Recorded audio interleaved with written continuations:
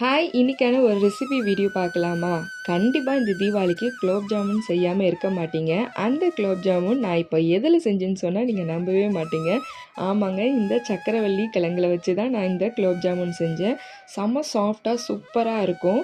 So நீங்களுமே try பண்ணி பாருங்கள். சக்கரவள்ளி கிழங்க நல்லா கழுவிட்டு இதை நல்லா வேக வச்சு எடுத்துக்கோங்க. ஸ்டீம் பண்ணி எடுத்துக்கோங்க. இது வெந்திருக்கா அப்படின்னு பார்க்குறதுக்கு இந்த கத்தியை வச்சு நீங்கள் குத்துனாலே தெரியும், நல்லா சாஃப்டாக உள்ளே இறங்கும்.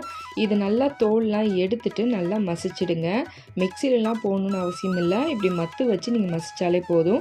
இதில் 1 டீஸ்பூன் அளவுக்கு மைதா மாவு யூஸ் பண்ணிக்கோங்க. 1/2 கப் அளவுக்கு பால் பவுடர், கொஞ்சமாக உப்பு, அதுக்கப்புறம் பார்த்தீங்கன்னா ஆப்பச்சோடா, அப்படி இல்லைன்னா பேக்கிங் பவுடர் எது இருந்தாலும் ஓகே, கொஞ்சமாக ஆட் பண்ணிக்கோங்க.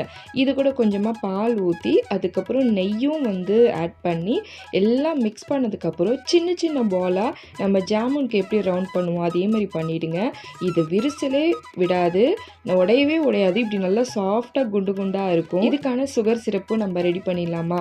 1/2 கப் அளவுக்கு சர்க்கரை, 1/2 கப் அளவுக்கு தண்ணி, அதுக்கப்புறம் ஏலக்காவை தட்டி போட்டு நல்லா கொதிக்க வச்சு ஒரு கம்பி பதம் வந்ததுக்கப்புறம் இறக்கிடுங்க.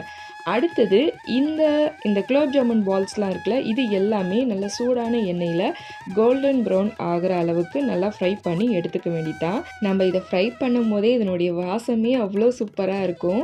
இது சும்மாவே நீங்கள் சாப்பிட்லாம், நல்லா இனிப்பாகவும் நல்லா இருக்கும். இருந்தாலும் நமக்கு ஜாமுன் டேஸ்ட் வரணும்னா கண்டிப்பாக அந்த சுகர் சிரப்பில் போட்டு ஒரு 2 மணி நேரம் 3 மணி நேரம் ஊற வச்சு அதுக்கப்புறம் சாப்பிடுங்க. நல்லா ஊறினதுக்கப்புறம் சாஃப்டாக இருக்குங்க, செம்ம டேஸ்ட்டாக இருக்கும். ட்ரை பண்ணி பாருங்கள். இது சக்கரவள்ளி கிழங்குல தான் செஞ்சதுன்னு சொன்னால் யாருமே நம்ப மாட்டாங்க.